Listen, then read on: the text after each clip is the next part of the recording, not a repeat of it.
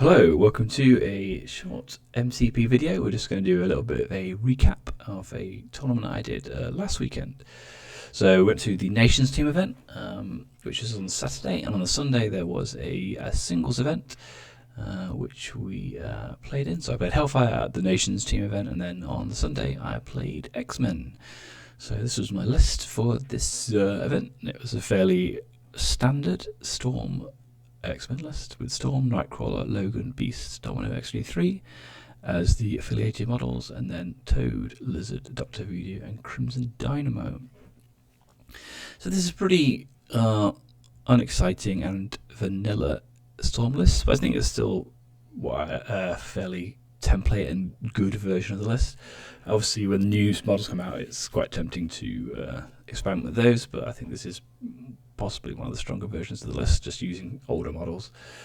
And then obviously after the changes to Team Tactics cards, we have a few different ones in here, which is Brace, Sack as our two restricteds, and then Children of the Atom, First Class, Demima X-Men, and Xavier's Dream as X-Men affiliated cards, and then Fallback, Joint Effort, Instant Recovery, and Gotta Get Some Air with Logan. These are a bit more experimental. Most games I end up playing Brace, Sack, First Class to me, and Xavier's Dream. That seems a really strong core 5, and then previously I would rotate in specific cards for specific matchups, like maybe Mark for Death if we were playing Webs or something like that. And now these remaining floating 5 are a little bit less interesting. More often than not, if I take one of them, it's because First Class isn't of that much value. So there are some games where it's just not going to do a huge amount, and there's situations that may drop out, and then one of these other 5 will pop in, which is not that exciting. It doesn't give you a great deal of flexibility, but it is what it is. Some of these cards I think can probably go, like Instant Recovery. I'm not a huge fan of. I think it overlaps in function with fallback quite a lot. So the value of Instant Recovery is to stop one of your models getting double tapped. So for example, Logan or X-23.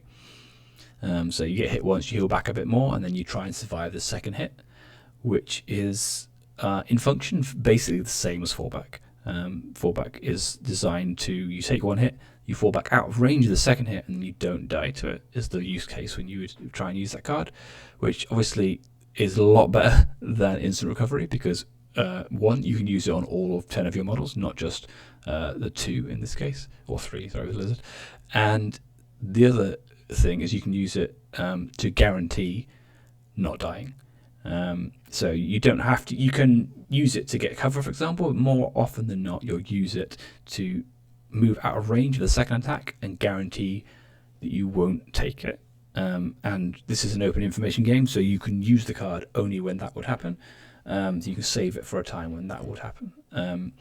So it feels to me like Instant Recovery overlaps heavily with fallback, and given how tight the rest of my cards are, there's never going to be a time I want fallback and bad fallback in my list.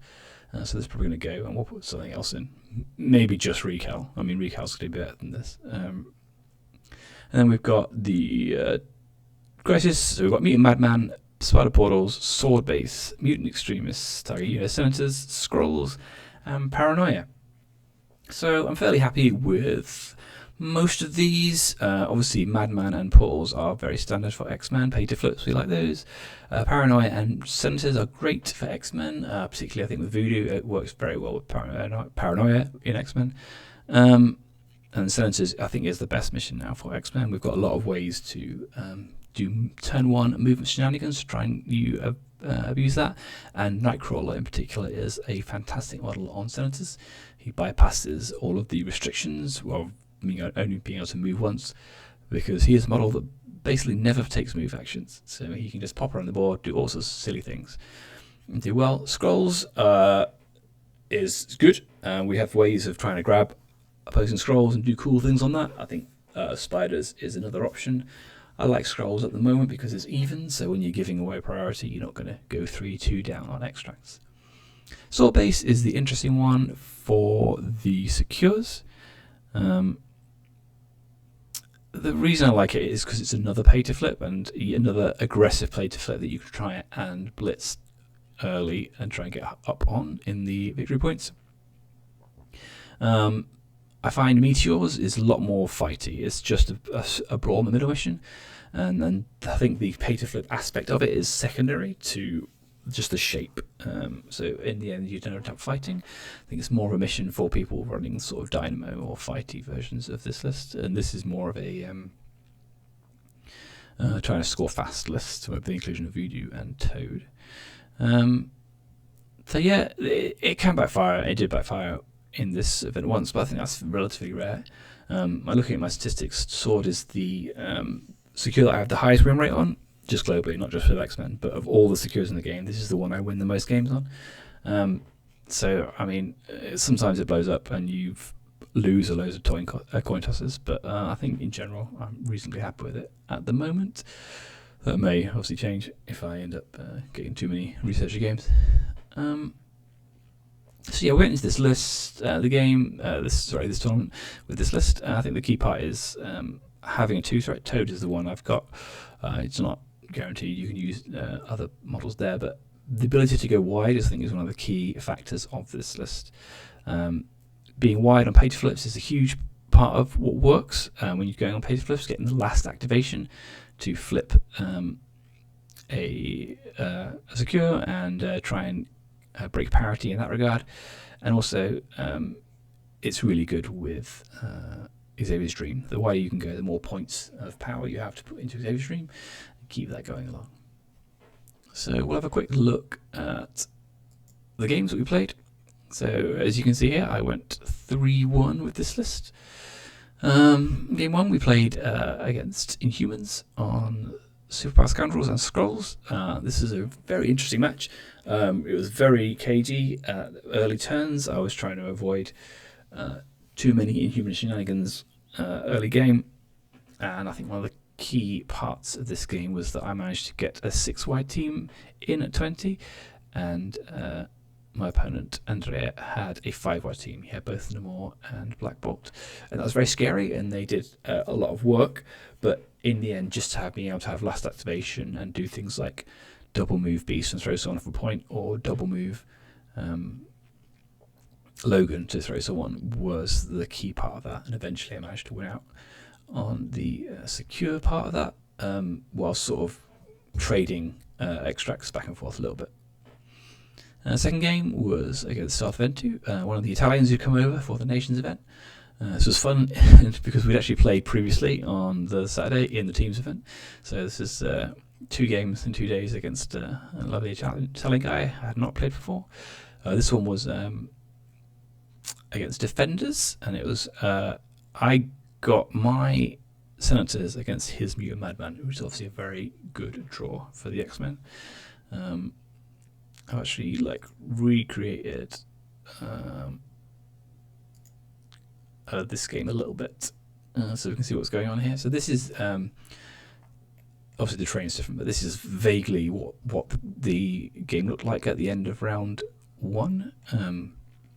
I've just left the Senators on the floor just so they're vaguely, we can see where they are.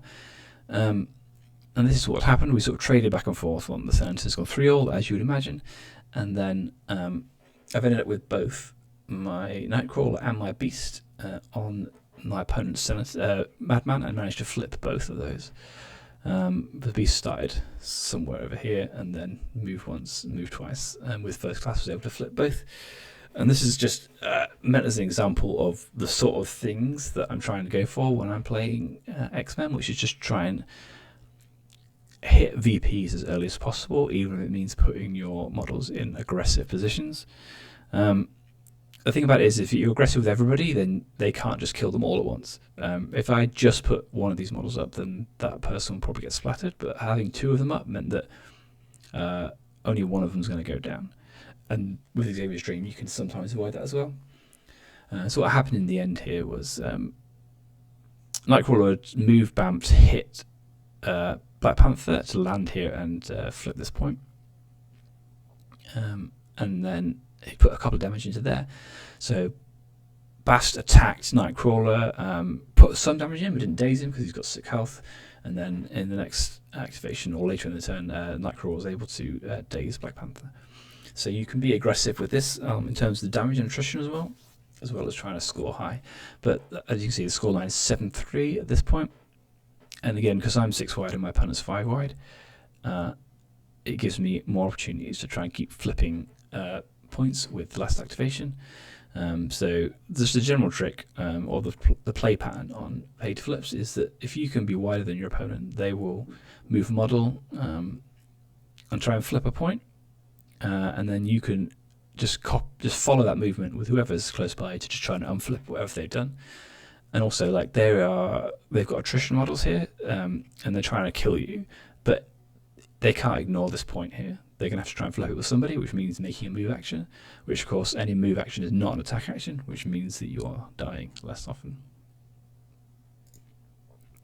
Okay, so back to the games. Next game was Aaron Collier, the 1-1 with Web Warriors. Unfortunately lost this game. It was a weird one. I was actually up on extracts the whole game. Aaron stood Miles on the midline with Miles and let him get double tapped by Voodoo immediately, so he lost his hammer that way. But then we had one of those weird games with Sword where I failed all 7 of my 50-50 flips and Aaron made all 6 of his. So unfortunately, what could have been a really interesting close game did not go that way because of the 4 sword flips. And we discussed it afterwards, and like, Aaron asked, why do I play this scenario? Because obviously things like this can happen. But I think it's reasonably rare that it goes that extreme, and you can mitigate it slightly. And the thing I think about pace flips that you have to accept is that there is variance involved, and sometimes you'll have those games where you just miss all the flips.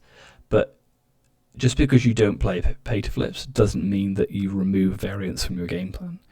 Every game plan in Marvel has some variance attached to it, and pay to flips is just a different kind of variance.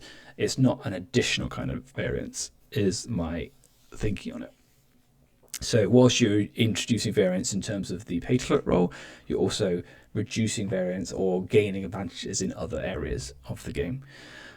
So hopefully that's how Sword will continue to work. We had another Sword game, game 3, against Archie Cable, who I played the same week against the same matchup as well in an online game, which was a lovely game.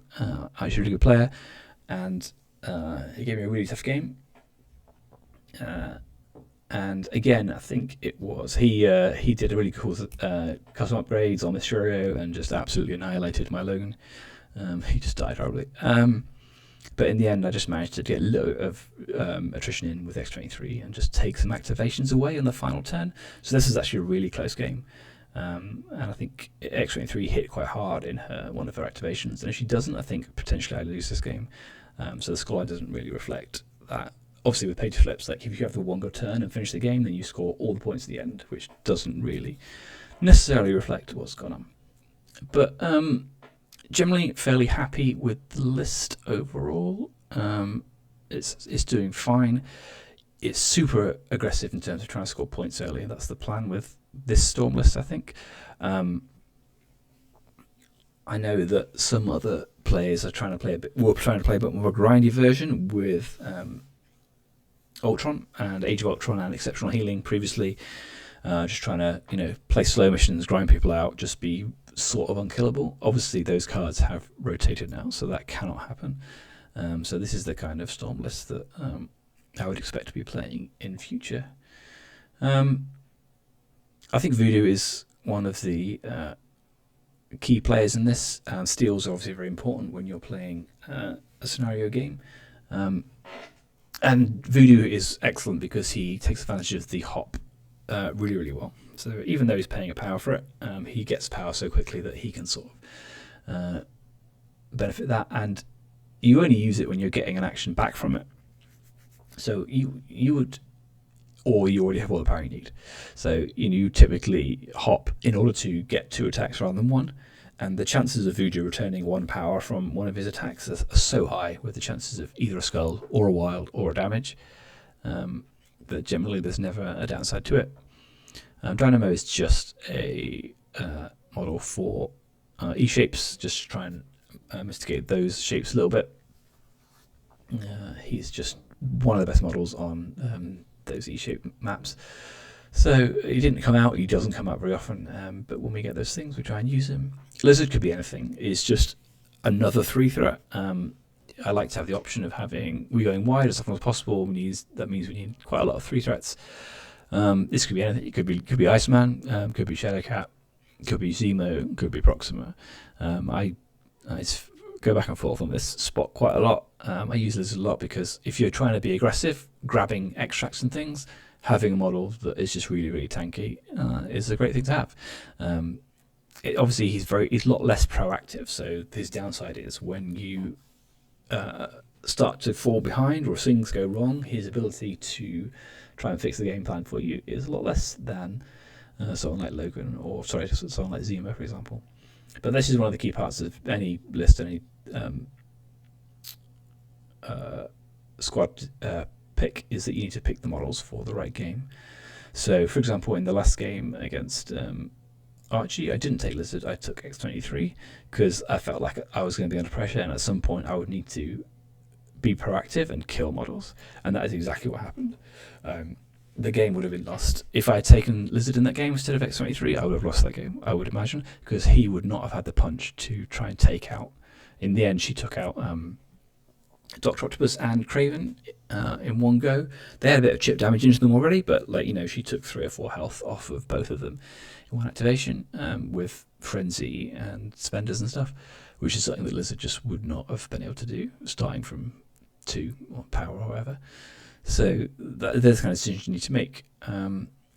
Toad, he's just really good, aggressive Senators grabber, and he's also a really nice way of not using the hop first activation to try and safe grab.